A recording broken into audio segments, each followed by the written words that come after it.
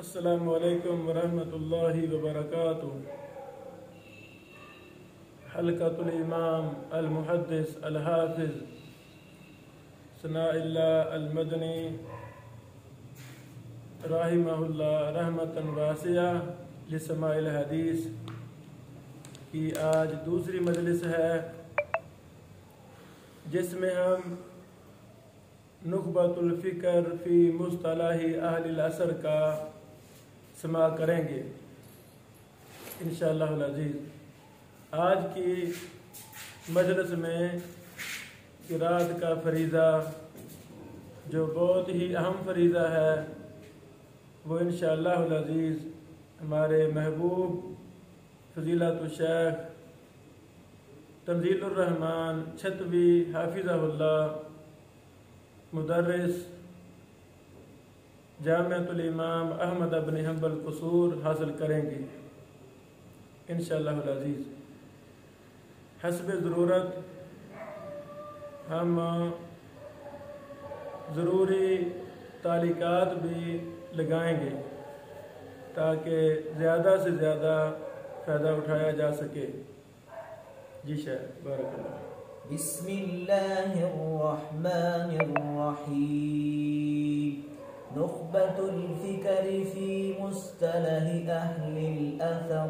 قال الامام الحافظ احمد بن علی بن محمد بن حجر الاسقلانی رحمہ اللہ تعالی: الحمد للہ الذی لم یزل علیما قدیرا، وصلی اللہ علی سیدنا محمد الذی ارسلہ الی الناس کافہ بشیرا ونذیرا، وعلى آل محمد وصحبه وسلم تسليما كثيرا، أما بعد فإن حافظ ابن حجر اسقلانی رحمہ اللہ حافظ الدنیا تھے۔ آپ کی خدمات پر مشتمل اور آپ کی کئی ایک کتب رجال وغیرہ کے منہج پر مشتمل ہم نے کئی ایک لیکچر اپنے مختلف دورہ جات میں دیے ہیں۔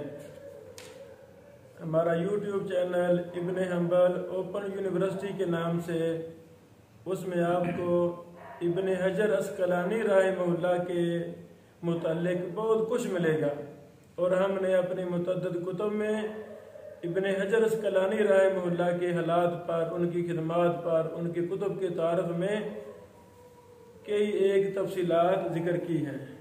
بارک اللہ فیکم۔ فإن التسانيف في اصطلاح أهل الحديث قد كثرت وبسطت واختصرت، فسألني بعض الإخوان أن ألخص له المهم من ذلك، فعجبته إلى سؤاله رجاء الاندراج في تلك المسالك، فأقول: الخبر إما أن يكون له طرق بلا عدد معين، أو مع عسر بما فوق الاثنين، أو بهما أو بواحد، فالأول المتواتر المفيد للعلم اليقيني بشروطه، والثاني المشهور وهو المستفيض على رعي، والثالث العزيز وليس شرطا للصحيح خلافا لمن زعم، والرابع الغريب، وكلها سوى الأول أحاد، وفيها المقبول والمردود لتوقف الاستدلال بها على البحث عن أحوال رواتها دون الأول، وقد يقع فيها ما يفيد العلم النظري بالقرائن على المختار۔ ہر حدیث جو صحیح ہے खा वो मुतवातिर हो, अहाद हो, वो इल्म यकीनी का ही फ़ायदा देती है।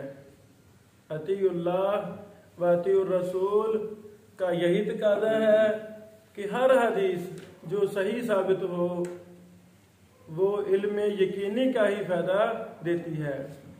ये सारी तफसीलात हमने अपने के एक लेक्चरों में, अपने के कुतुब में मुफस्सल बयान की हैं जी। ثم الغرابة إما أن تكون في أصل السند أو لا، فالأول الفرد المطلق والثاني الفرد النسبي، ويقل إطلاق الفردية عليه. وخبر الآحاد بنقل عدل تام الضبط متصل السند غير معلل ولا شاذ هو الصحيح لذاته. الله أكبر. وتتفاوت رتبه بتفاوت هذه الأوصاف، ومن ثم قدم صحيح البخاري ثم مسلم ثم شرطهما، فإن خف الضبط فالحسن لذاته وبكثرة تركه يصح، فإن جمع فللتردد في الناكل حيث التفرد، وإلا فباعتبار إسنادين. وزيادة راويهما مقبولة ما لم تكع منافية لمن هو أوثق، فإن خولف بأرجح فالراجح المحفوظ ومقابله الشاذ،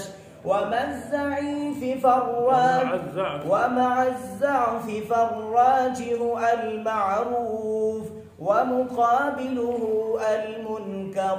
والفرد النسبي إن وافقه غيره فهو المتابع، وإن وجد متن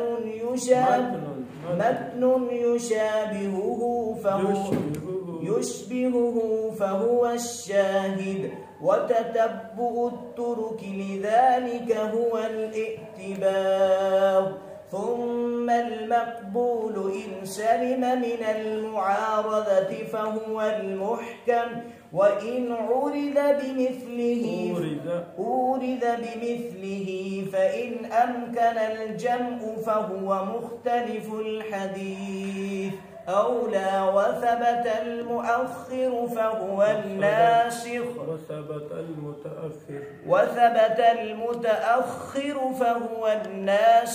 والآخر هو المنسوخ، وإلا فالترجيح ثم التوقف ثم المردود إما أن يكون لسقط أو تعن، فالسقط إما أن يكون من مبادئ السند من مصنف أو من آخره بعد التابعي أو غير ذلك. فالأول المعلق، والثاني المرسل، والثالث إن كان باثنين فساعدا مع التوالي فهو المعدل، وإلا فالمنقطع. ये उसूल हदीस की बड़ी बड़ी अहम बहूस हाफिज इब्न हजर अस्कलानी रहमहुल्लाह जिनको एक एक दो दो लफ्ज़ों में एक एक जुमले में बयान फरमा रहे हैं। एक एक चीज़ पर मुफस्सल बहूस अल्लाह की तौफीक से हमने अपनी मुतअद्दिद किताबों में लिखी है। इसी तरह जितने भी हमने दौरा जात करवाए हैं, मसलन तदलीस पर हमारा मुस्तकिल दौरा है, मुरसल पर हमने भी 1 माह पहले 2 दिन मुसलसल हमने मुरसल पर ही लेक्चर दिए। 10 से ज़्यादा हमारे लेक्चर सिर्फ मुरसल पर ही हैं। इनकी तफसीलात हैं, खुसूसन जो हमने पिछले साल रमज़ान में دورہ علم حدیث کروایا، اس میں تو بہت ہی زیادہ بحوث ہوئی، اور وہ 100 کے لگ بھگ ہمارے لیکچر ہمارے یوٹیوب چینل پر موجود ہیں۔ ہماری آپ سے گزارش ہے کہ جتنے بھی ہم نے دورہ جات کروائے ہیں اور وہ سارے علم حدیث کے ساتھ متعلق ہیں، وہ میرے خیال میں 15-16 ہو چکے الحمدللہ۔ سارے ہم نے اپنے یوٹیوب چینل ابن حنبل اوپن یونیورسٹی کے نام سے وہاں ہم نے ڈاٹا ڈال دیا ہے۔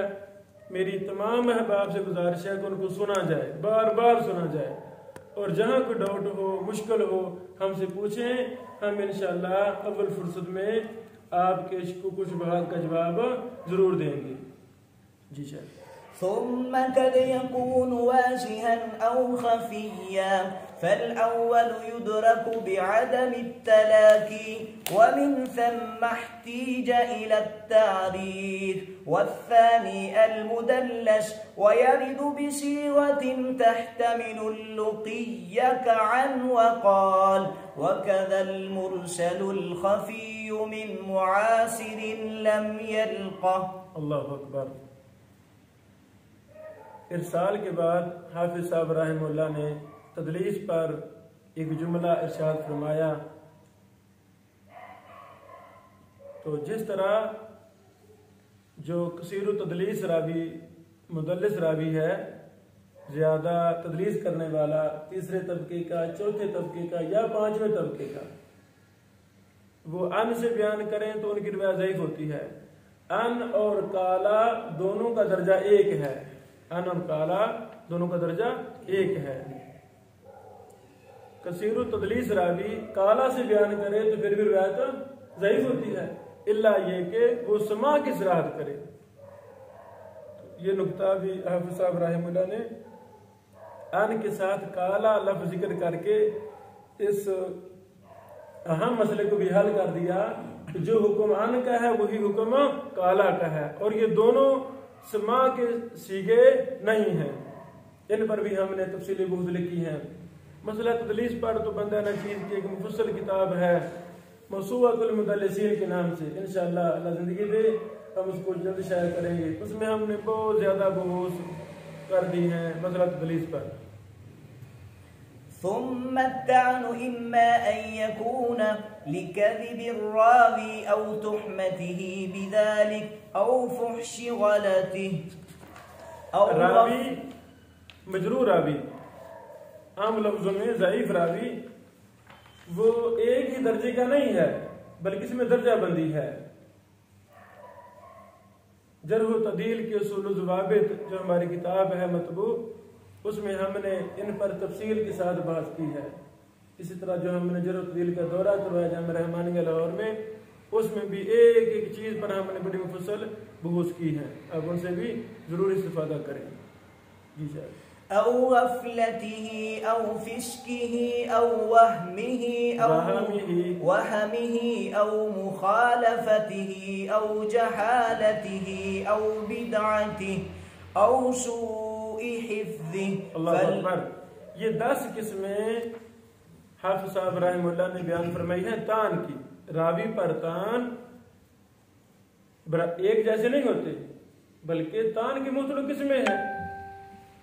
اب ان 10 قسموں کا حکم کیا ہے؟ مثلا اگر کوئی کذاب راوی ہے تو اس کا حکم کیا ہے؟ اگر کوئی فحش غلطیاں کرتا ہے اس کا حکم کیا ہے؟ مجہول کا کیا حکم ہے؟ بدعتی راوی کا کیا حکم ہے؟ ان 10 قسموں کا حکم کیا ہے؟ آگے وہ ان حکموں کی تفصیل بیان فرما رہے ہیں۔ فالأول الموضوع، اول سے مراد لکذب الراوی، والثاني کذاب راوی، المتروك، کذاب راوی حکم کیا ہے؟ موضوع، اس کو موضوع کہیں گے۔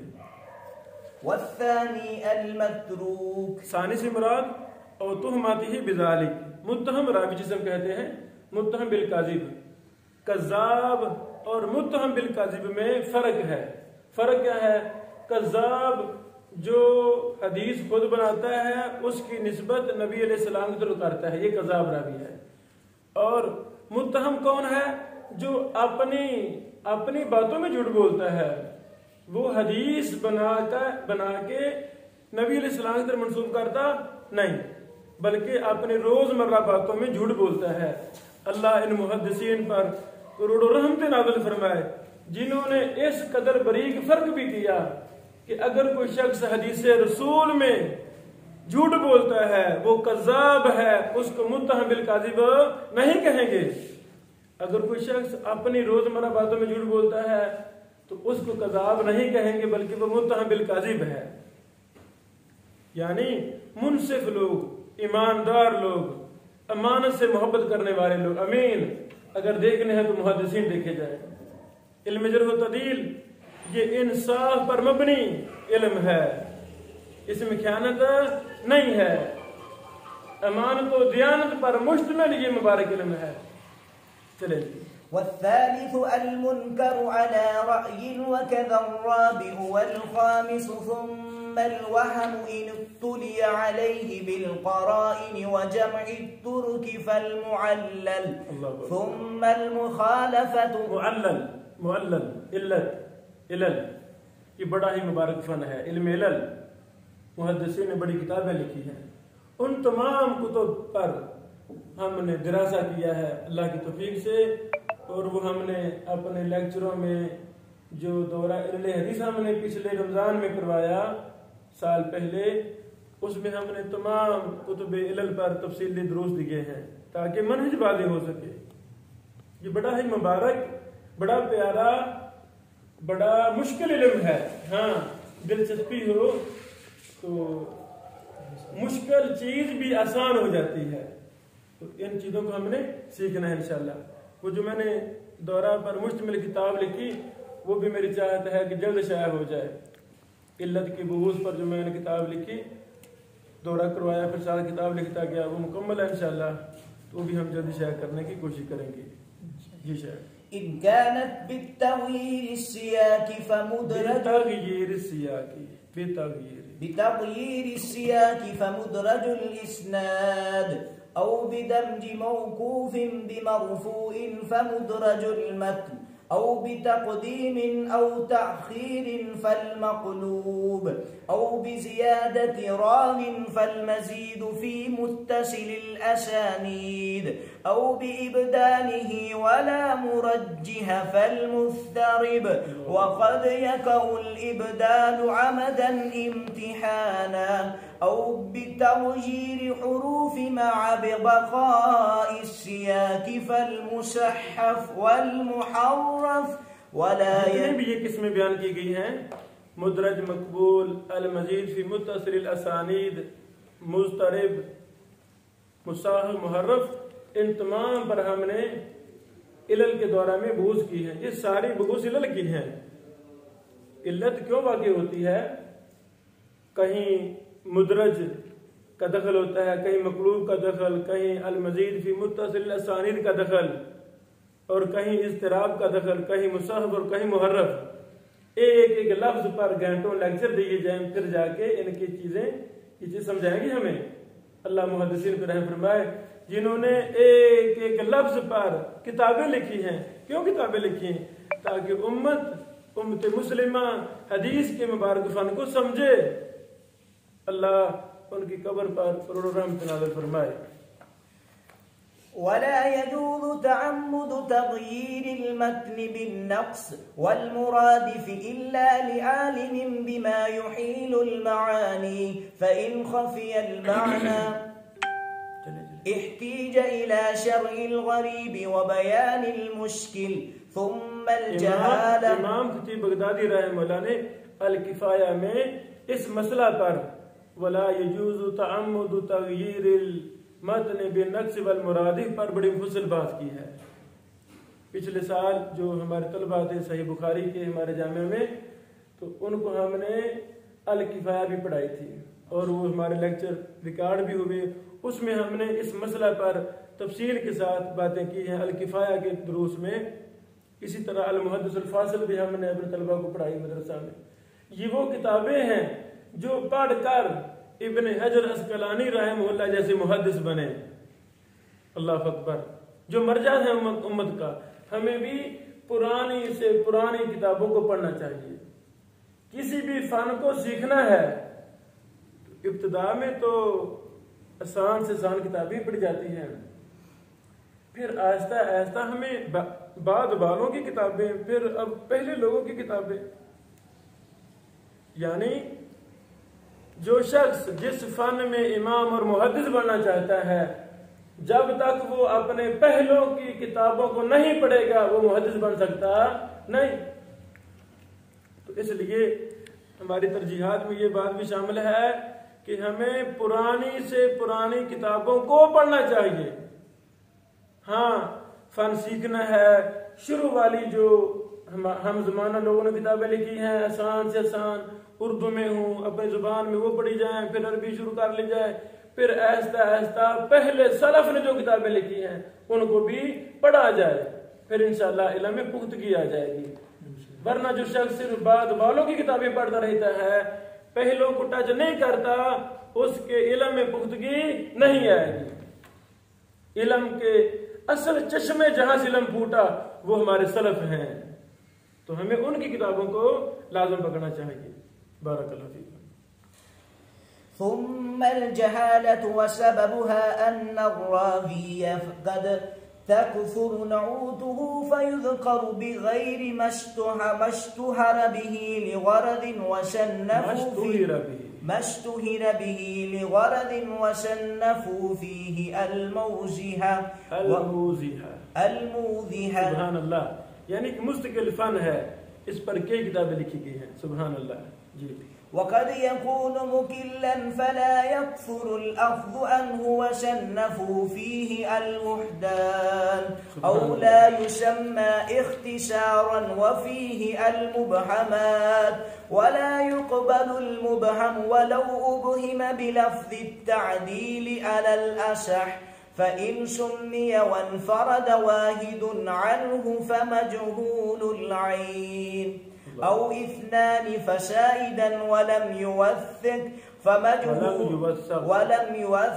فمجهول الحال وهو المستور۔ مبہم اور مجہول یہ بھی جرح و تعدیل میں بڑی اہم بحث ہے۔ جہالت راوی کا مجہول ہونا، اس پر بھی ہم نے اپنے بیٹے حافظ ابو حاتم غلام مصطفیٰ البخاری صاحب حافظ اللہ کو ہم نے مجہول پر ایک مستقل دراسہ کروایا، سوالن جواباً انداز میں ہم نے مجہول پر ایک مستقل رسالہ اور کتاب لکھی ہوئی ہے۔ یعنی اس پر کافی زیادہ تفصیلات ہیں، بہت ہی تفصیلات ہیں۔ وہ ہم نے چھوٹے چھوٹے سوالات بنا کے پھر آگے میں جواب لکھواتا تھا، بیٹا مصطفیٰ صاحب لکھتے تھے۔ یہ بھی انشاءاللہ ہم اس کو الگ شائع کریں گے۔ جو چیز آپ کو نہیں آتی بس اس کو ٹارگٹ بنا لیں۔ مثلا یہی ہے مجہول کا مسئلہ ہے، راوی مجہول کون ہوتا ہے، کیسے جہالت ثابت ہوتی ہے، کتنی قسمیں ہیں، اس کے مسائل کیا ہیں، کون کون سے راوی مجہول ہیں، کتنے راوی ہیں جو ایک محدث کے ہاں مجہول ہیں تو دوسرے کے ہاں وہ معروف ہیں، کتنے راوی ابن حجر اسقلانی رحمہ اللہ کے ہاں مجہول ہیں لیکن وہ مجہول نہیں ہیں۔ یعنی تفصیلات ہیں ہر فن میں، ہر مسئلہ میں، ایک جزی میں، ایک اصطلاح میں تفصیلات ہیں۔ ہمیں اس کو فن نہیں آتا، مثلا یہی مسئلہ مجہول کا نہیں آتا تو آپ اس کے پیچھے لگ جائیں، سمجھنا شروع کر دیں۔ اس فن کے ماہر جو علماء ہیں، جو شیوخ ہیں، محدثین، ان سے رابطے میں رہیں، کتابیں پڑھنی شروع کر دیں، سوچنا شروع کر دیں۔ ایک مہینہ نہیں، ایک سال ایک مسئلہ کی تحقیق ہی کرتے رہیں، انشاءاللہ العزیز ایک مہینے کے بعد، ایک سال کے بعد اس مسئلہ کے اندر آپ حرف آخر ہوں گے۔ اتنا مطالعہ کر جائیں گے جتنا شاید آپ کے معاصرین میں سے کسی نے بھی نہیں کیا ہوگا۔ تو یہی طریقہ ہے آگے بڑھنے کا۔ جو لوگ اپنے آپ کو ضائع نہیں کرتے وہ اسی نہج پر مطالعہ کرتے ہیں۔ ایک چیز لی، اس پر محنت کی، اس کے پیچھے لگ گئے، جزیات، مختصرات، مطولات، اساتذہ، اب تو ماشاءاللہ بہت ڈاٹا نیٹ پر موجود ہے، یعنی ہر جگہ سے وہ شخص مطالعہ کرے، استفادہ کرے تو وہ اس فن کا امام بن سکتا ہے، محدث بن سکتا ہے۔ پریشانی یہ ہے کہ ہمیں اس مبارک علم کے ساتھ اس درجے کی محبت رہی نہیں جو ہونی چاہیے۔ ہماری ترجیحات اور کہاں بن گئے ہیں، ہماری ترجیحات اور کہاں بن گئے ہیں۔ ہاں آج بھی کوئی شخص اپنی ترجیحات میں منہج محدثین کو لے لے گا تو انشاءاللہ وہ محدث بن جائے گا۔ جو محدث تھے آج جن کو ہم محدث کہہ رہے ہیں بیٹو، وہ بھی ہم جیسے انسان تھے، انہوں نے محنت کی، زندگی وقف کر دی قرآن و سنت پر، کتابیں لکھ رہے ہیں، پڑھا رہے ہیں، پڑھ رہے ہیں، زندگی کا منہج بن گیا تو اللہ تعالیٰ نے ان کو بہت مقام دے دیا، ان کی کتابیں صدقہ جاریہ، ان کی شاگرد صدقہ جاریہ بن گئے۔ تو ہم بھی محدث بن سکتے ہیں، آپ بھی بن سکتے ہیں، قیامت تک آنے والے لوگ محدث بن سکتے ہیں۔ کب بنیں گے؟ جب ان کی ترجیحات حدیث، علم حدیث ہوں گی، قرآن و سنت پڑھانا ہوگا، اور کوئی فضول سسٹم میں وہ ایک منٹ ضائع نہیں کریں گے، انشاءاللہ وہ آگے چلے جائیں گے۔ اللہ تعالیٰ ہمیں بھی انہی میں کر دے۔ چلیں بیٹا۔ ثم البدعة إما بمكفر أو بمفسر فالأول لا يقبل صاحبها الجمهور۔ آپ نے غور کیا کہ ہر بات کی قسمیں ہیں۔ حافظ صاحب رحمہ اللہ ہر اصطلاح میں آگے تفصیل میں قسمیں بیان فرما رہے ہیں، اور ان قسموں کا اعتبار ہوگا تب جا کے علم اصول حدیث سمجھ لگے گا، ورنہ سمجھ لگے گا نہیں۔ چلو جی۔ والثاني يقبل من لم يكن داعية في الأصح إلا إن روى ما يقضي بدعته فيرد على المختار، وبه شرح الجوزجاني شيخ النسائي۔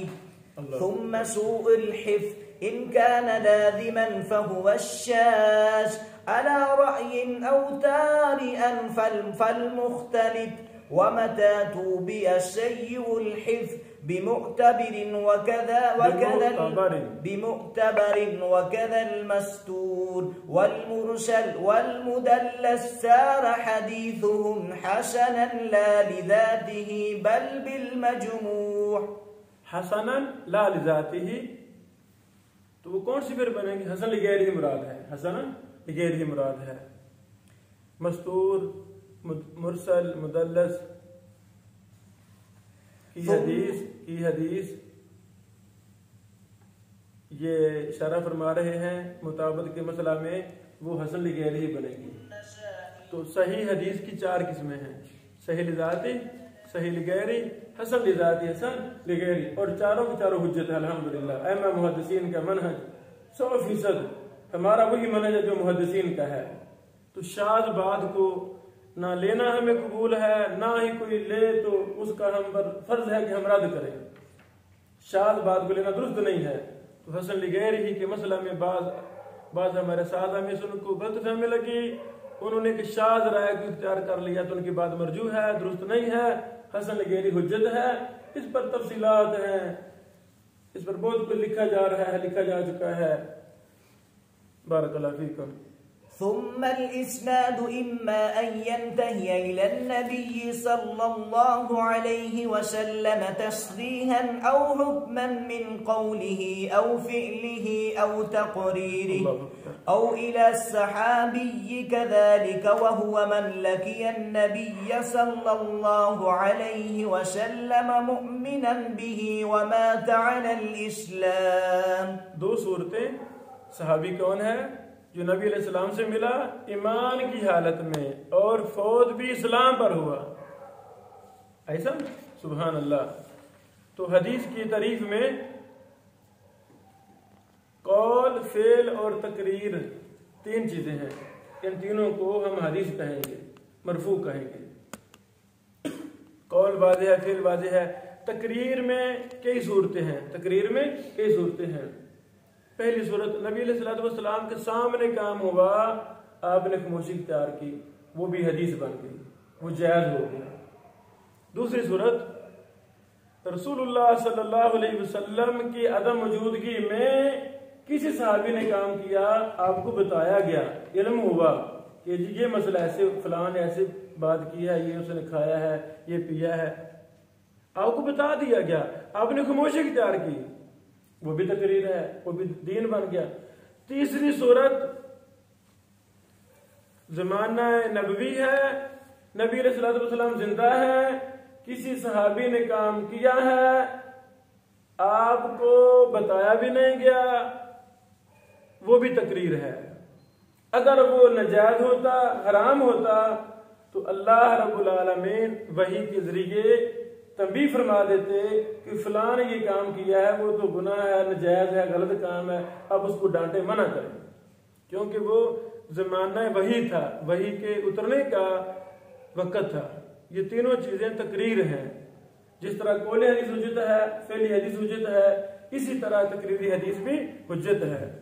چلے من لقي النبي صلى الله عليه وسلم مؤمنا به ومات على الإسلام ولو تخللت ردة في الأصح أو إلى التابعي وهو من لقي الصحابي كذلك، فالأول المرفوع والثاني الموقوف والثالث المقطوع، ومن دون التابعي وفيه مثله، ويقال للآخرين الأثر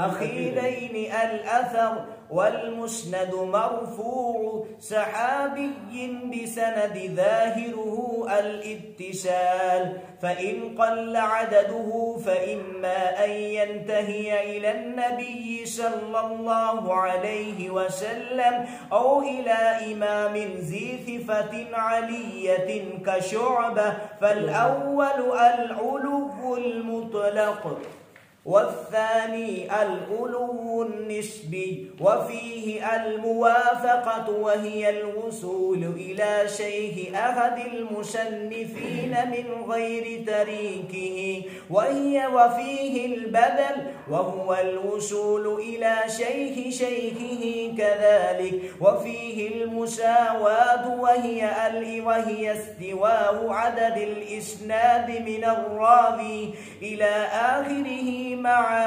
إسناد أحد المصنفين، وفيه المشافعة وهي الاستواء مع تلميذ ذلك المصنف، ويقابل العلو بأقسامه النزول۔ اللہ اکبر، اللہ اکبر۔ کون سی سند عالی ہے، کون سی نزولی ہے؟ اگر واسطے کم ہیں تو عالی ہے، واسطے زیادہ ہیں تو نزولی ہے۔ یہ بڑی دلچسپ تاریخ کا نام ہے، عالی سند، نزولی سند، یہ ایک مستقل تاریخ ہے۔ اللہ محدثین کو پر رحمت نازل فرمائے، انہوں نے اپنی سند کو عالی کرنے کے لیے بڑے بڑے سفر کیے۔ اللہ اکبر، لمبے لمبے سفر کیے، درمیان سے واسطے حذف ہوتے گئے۔ مثلا یہی کتاب ہے نخبۃ الفکر، میں روایت کرتا ہوں اس کتاب کو اپنے استاد محترم، اس دور کے بہت بڑے محدث ارشاد الحق العصری حافظہ اللہ و شفا سے۔ اب آپ کے اور استاد محترم عصری صاحب کے درمیان ابن بشیر آ گیا، ایک واسطہ آ گیا، تو اللہ تعالیٰ استاد محترم کو لمبی زندگی دے، آپ جائیں استاد محترم کے پاس، وقت لیں، استاد محترم ہم نے آپ سے پڑھنی ہے۔ جب آپ استاد محترم شیخ عصری صاحب سے نخبۃ الفکر پڑھ لیں گے تو پھر میرا واسطہ ہٹ جائے گا، تو آپ کی سند عالی ہو گئی۔ لو جی، پہلے ابن بشیر سے درمیان میں تھے، اب ہم نے تو استاد محترم سے خود سما کر لیا ہے تو واسطہ ہمارا زیادہ ہو گیا۔ اللہ اکبر۔ امام علی بن مدینی رحمہ اللہ زندگی موت کی کشمکش میں ہیں، پوچھا گیا ما تشتہی، علی بن مدینی آپ کیا چاہتے ہیں؟ فرمایا السند العالی والمکان الخالی، سند عالی پر مل جائے، مجھے پتہ چل جائے فلاں حدیث رسول کے واسطے کم ہیں، جب میں فلاں سے بیان کروں گا تو بس واسطہ میرے واسطے تھوڑے ہو جائیں گے، مجھے بتایا جائے میں سند عالی کر لوں۔ اللہ اکبر۔ اور مجھے خالی جگہ چاہیے، والمکان الخالی، خالی جگہ ہوگی، اطمینان والی جگہ ہوگی، وہاں پہ لکھوں گا، پڑھاؤں گا، شور شرابے میں کام ہوتے نہیں۔ ایک بڑی اچھی خبر، اور تاریخ میں ایک بڑا عمدہ کام ہو چکا ہے جلال پور پیر والا۔ ہم پچھلے ہفتے میں ہمارا دورہ تھا، وہاں کے شیوخ نے الحمدللہ ایسے ایسے کام کیے جن پر تفصیلی کتاب لکھی جا سکتی ہے. اللہ ان شیوخ پر رحمت نازل فرمائے. ایک زندہ شیخ ابو داود انس حافظہ اللہ جامعہ دارالحدیث المحمدیہ جلال پور پیرو والا میں وہ پڑھاتے ہیں، بزرگ استاد ہیں. انہوں نے عالی سند اور نزولی سند پر ایک بڑی کمال کتاب لکھی ہے، اور وہ کتاب میرے پاس آج کی الحمدللہ گھر میں اس پر کام بھی کر رہا ہوں دیگر کتابوں کے ساتھ. اس کو میں شائع کروں گا انشاءاللہ. انہوں نے کیا کیا ہے، کتب ستہ اور موطا امام مالک کی وہ احادیث جو کم سے کم سندوں پر مشتمل ہیں، کم سے کم راوی پر مشتمل ہے، یعنی عالی سندیں، سب سے عالی سندیں اور سب سے نزولی سندیں، ان کو جمع کر دیا ہے. ماشاءاللہ یہ تقریباً 230 صفحات پر مشتمل یہ کتاب اور بڑی قیمتی کتاب ہے. اس نوعیت کا احاطہ پہلے ہمیں نہیں ملتا، وہ ہم شائع کر رہے ہیں. اللہ تعالیٰ ثانی فرمائے. چلیں. فإن تشابك الراوي ومن روى عنه في السن واللكي فهو الأقران، وإن روى كل منهما عن الآخر فالمدبج، وإن روى عمن دونه فالأكابر عن العشائر، ومنه الآباء عن الأبناء، وفي عكسه كثرة، ومنه ومن روى عن أبيه عن جده، وإن اشترك اثنان عن شيخ وتقدم موت أحدهما فهو السابق واللاحق، وإن روى عن اثنين متفق الاسم ولم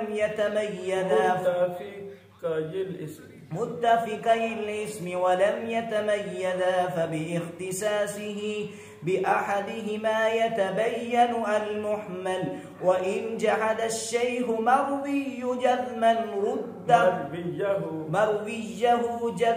رد أو احتمالا قبل في الأصح، وفيه من حدث ونسيه، وإن اتفق الرواة في صيغ الأداء أو غيرها من الحالات فهو المسلسل.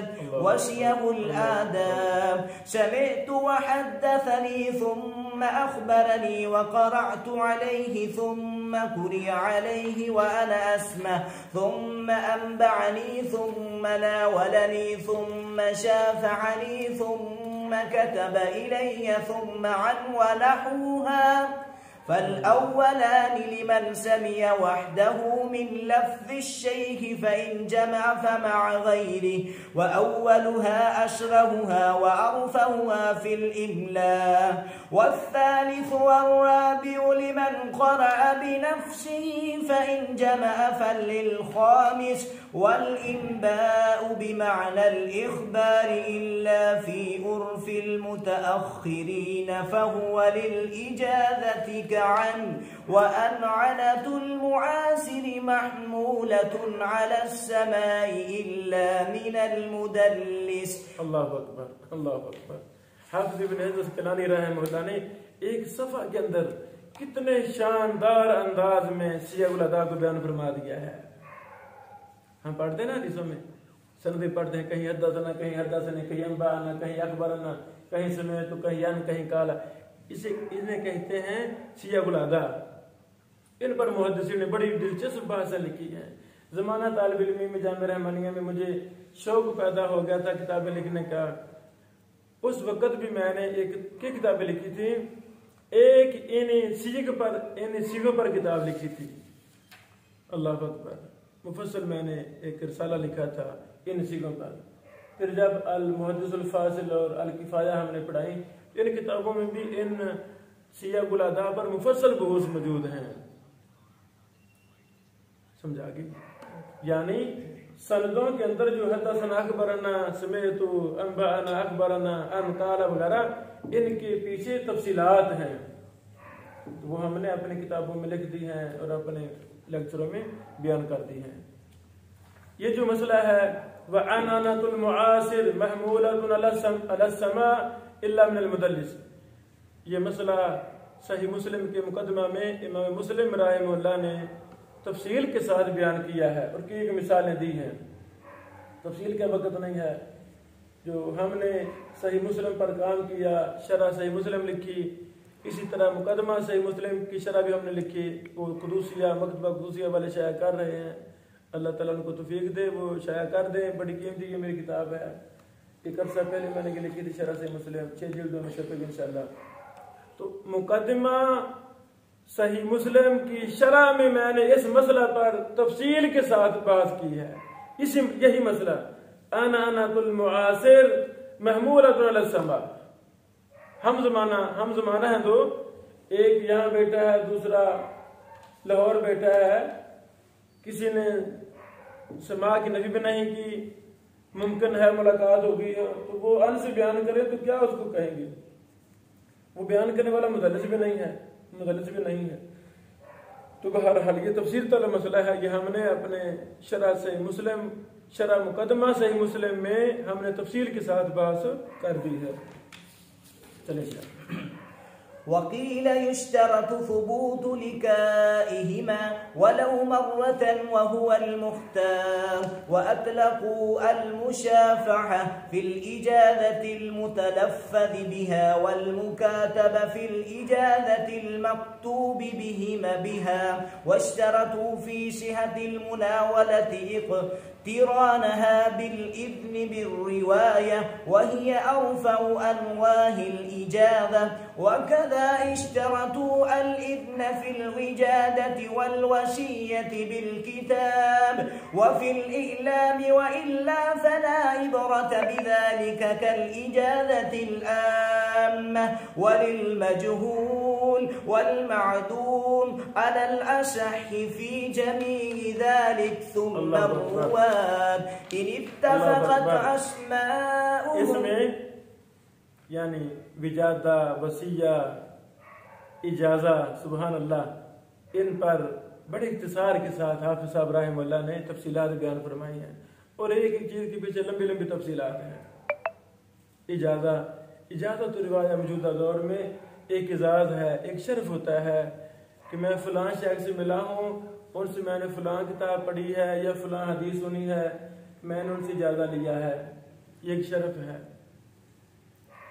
یہ سماع حدیث کی حلقات عرب میں یہ عام ہیں، عجم میں نہ ہونے کے برابر ہیں، عجم کے اندر ہم عجمی ہیں، تو ہمارے استاد محترم حافظ ثناء اللہ مدنی رحمہ اللہ کو عربوں نے بہت زیادہ حلقات میں بلایا، کویت میں، مصر میں، دیگر ممالک سعودی عرب میں کئی دفعہ استاد محترم کا رحمہ اللہ وہاں حلقات قائم ہو گئے، بڑی بڑی کتابیں مسند احمد پڑھی گئی وغیرہ وغیرہ، بڑی بڑی کتابیں کتب ستہ پڑھی گئیں، علوم حدیث کی 32 کتابیں استاد محترم حافظ ثناء اللہ مدنی صاحب رحمہ اللہ فرماتے تھے کہ مجھ پر پڑھی گئی 32 کتابیں علوم حدیث کی چند مجالس کے اندر۔ یہ بہت ہی مبارک سلسلہ ہے، تو ہم اسی سلسلہ کو اپنے استاد محترم کی طرف نسبت کرتے ہوئے یہ چلا رہے ہیں کہ ہر 2 ہفتے بعد ہر دوسری جمعرات کو ہم 1 گھنٹہ انشاءاللہ اس مبارک سلسلہ کو دیں گے، اس میں ہم یہ کتاب کو منتخب کرتے ہیں۔ تو ہمیں بھی شوق تھا، شوق ہے، ابھی بھی شوق ہے، انشاءاللہ مرتے دم تک شوق رہے گا کہ ہمیں اہم اجازات ملیں، ہم پڑھیں، استفادہ کریں شیوخ سے، پھر ان سے ہمیں زیادہ مل جائے۔ تو ہم تو بچے ہیں، انشاءاللہ ہم تو بچے ہیں، اس مبارک سلسلہ میں اپنی نسبت کو شائع کرنے کے لیے ہم کچھ نہ کچھ کرتے رہتے ہیں کہ ہمارا نسبت بھی جڑ جائے حدیث کے ساتھ، ہمارا تعلق بھی جڑ جائے اس مبارک سنت کے ساتھ، کہ ابن بشیر نے بھی تھوڑا بہت کام کیا ہے حدیث پر، علوم حدیث پر، جرح و تعدیل پر۔ اس نسبت کو قائم کرنا یہ بہت بڑا اعزاز اور شرف ہے۔ تو جو بھی ہم سے پڑھتے ہیں ہم ان کو اجازہ بھی دے رہے ہیں۔ مثلا پچھلی دفعہ اربعین نبوی ماشاءاللہ ایک کثیر تعداد نے ہمارے لیکچر سنے، جیسے آج کا لیکچر بھی پوری دنیا میں ہمارے مختلف جو کلاس روم ہیں وہاں یہ سنا جا رہا ہے۔ تو ہم نے اس شرط لگائی تھی جو سنے وہ ہمیں اپنا نام اور ایڈریس مہیا کرے، ہم انشاءاللہ اجازت و روایہ ان تک پہنچائیں گے۔ اربعین نبوی کے زیادہ لگ بھگ 100 سے زیادہ ہم نے وہ تحریر کیے اور اجازت روایہ دیے الحمدللہ۔ تو یہ نسبت قائم کرنا اور نسبت کا قائم ہو جانا یہی اصل چیز ہے۔ ابن بشیر فوت ہو جائے تو دنیا کی زبان پہ یہ لفظ ہو کہ یار یہ حدیث سے محبت کرنے والا بندہ تھا. میرے خیال میں یہ ساری زندگی انسان لگا دے اور مرنے کے بعد یہ جملہ کوئی بول دے کہ یار اس بندے کو حدیث سے بڑا پیار تھا کہ دن رات حدیث کا کام کرتا تھا. کبھی شرح لکھ رہا ہے, کہیں کبھی تفریج کر رہا ہے, کبھی تحقیق کر رہا ہے, کبھی علل پر کام, کبھی جرح و تعدیل پر. یہ ایک بہت بڑے ذات کی بات ہے. اس ذات کو مجھے بھی لینا ہے, آپ کو بھی لینا ہے. کیسے ملے گا؟ جب ہمارا ناتا دنیا سے کاٹ آف ہوگا, دنیا کا رخ مغرب کی طرف ہو, ہمارا مشرق کی طرف ہونا چاہیے. ہم منہج محدثین کی آبیاری کے لیے اپنے آپ کو تھکا دیں, وقف کر دیں اپنے آپ کو. انشاءاللہ آج بھی دین کی سربلندی کے لیے علی بن مدینی کی ضرورت ہے, ابن ابی حاتم کی ضرورت ہے, امام بخاری کی ضرورت ہے, شیخ البانی کی ضرورت ہے. تو وہ منہج و مشن کتابوں میں موجود ہے, ہمارے اساتذہ کے پاس موجود ہے, ہمارے پاس موجود ہے. ہمیں اسی منہج محدثین کے اوپر دنیا میں عام کرنا ہے. چلے شاید إن اتفقت أسماؤهم وأسماء آبائهم فساعدا واختلفت أشخاصهم فهو المتفق والمفترق وإن اتفقت الأسماء خطا واختلفت نطقا فهو المختلف والمختلف وإن اتفقت الأسماء واختلفت الآباء أو بالعكس فهو المتشابه وكذا إن وقع الاتفاق في الاسم واسم الأب والاختلاف في النسبة ويتركب منه ومما قبله أنواع منها أن يحصل الاتفاق والاشتباه إلا في حرف أو حرفين أو بالتقديم والتأخير أو نحو ذلك. خاتمہ. اس صفحہ میں جتنے بھی اصطلاحات استعمال کی گئی ہیں ان کو اس میں فاعل کے وزن پہ پڑھنا ہے. متفق, مفترق, مختلف, مختلف, متشابہ, اس میں فعل ہوگا نا جی, یاد ہوگا مسئلہ. تو کئی پڑھ دیتے ہیں متفق, مفترق, مختلف, مختلف, حالانکہ یہ سارے اس میں فاعل ہیں. یہ جملہ یاد رہے گا نا انشاءاللہ. یہ ساری چیزیں اس میں فعل کے وزن پر پڑھنی ہیں اور ایک ایک پر لمبی لمبی داستان ہے. انشاءاللہ اللہ زندگی مجھے دے تو میں اگلے مہینوں میں, اگلے سالوں میں متفق اور مفترق پر مستقل میں ایک مہینے کا دورہ کرواؤں گا. میرا یہ ذہن ہے. ان پر میں نے دورے نہیں کروائے. ہاں ویسا صرف بحث کروائی ہیں لیکن یہ دورے نہیں کروائے. مختلف مختلف ایک فن ہے, بڑا پیارا فن ہے جرح و تعدیل میں. انشاءاللہ اللہ زندگی دے. متشابہ ایک فن ہے. میری یہ چاہت ہے کہ ایک ایک حرف پر میرے کم از کم 100 لیکچر ہوں, مستقل کتابیں ہوں, تاکہ ہمارا برصغیر اس میں بھی علم حدیث عام ہو جائے, منہج محدثین جرح و تعدیل کا فن یہ عام ہو جائے. انشاءاللہ ہو رہا ہے اور ضرور ہوگا. ہمارے شاگرد, ہمارے اساتذہ اسی منہج کی آبیاری پر لگے ہوئے ہیں. اللہ تعالیٰ سب کی خدمات قبول فرمائے.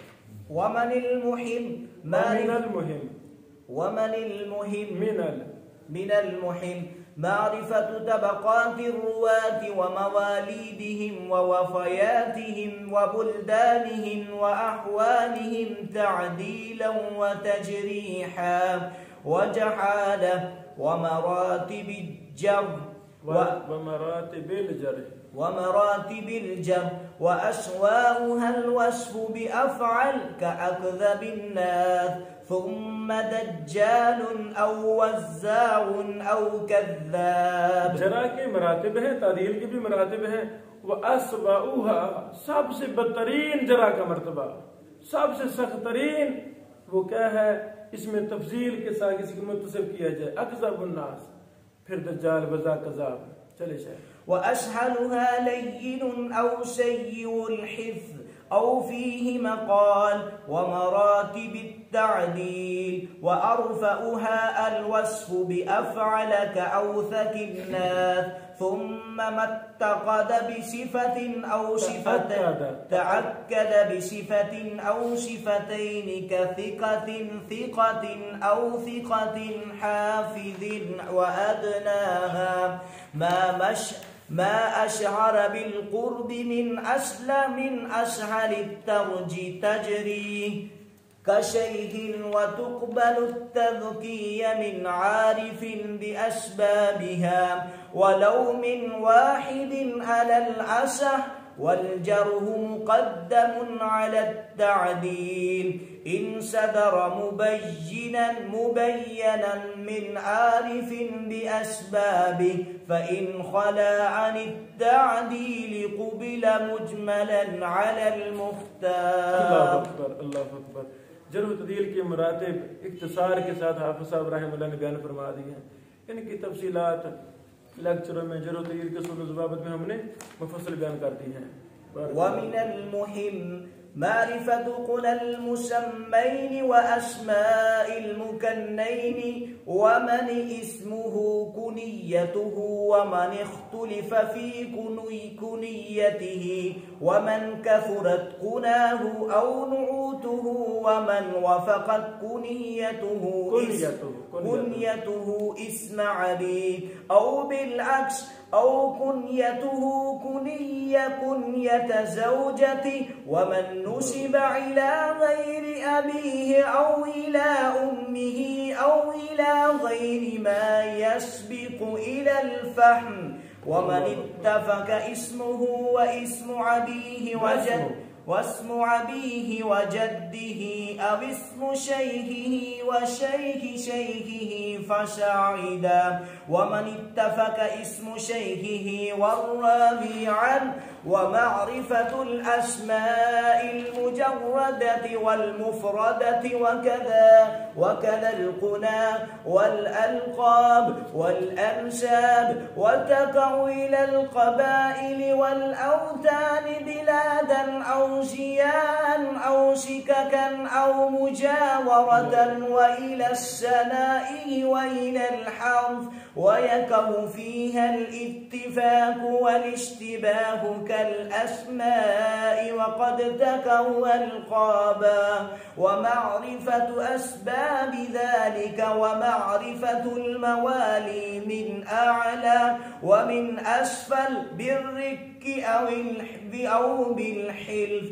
ومعرفة الإخوة والأخوات ومعرفة آداب الشيخ والتالب وسن التحمل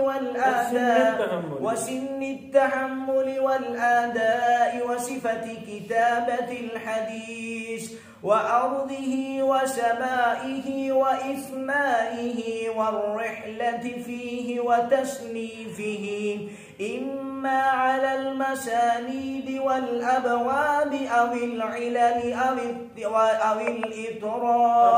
الأطراف ومعرفة سبب الحديث وقد صنف فيه بعض شيوخ القاضي أبي يعلى بن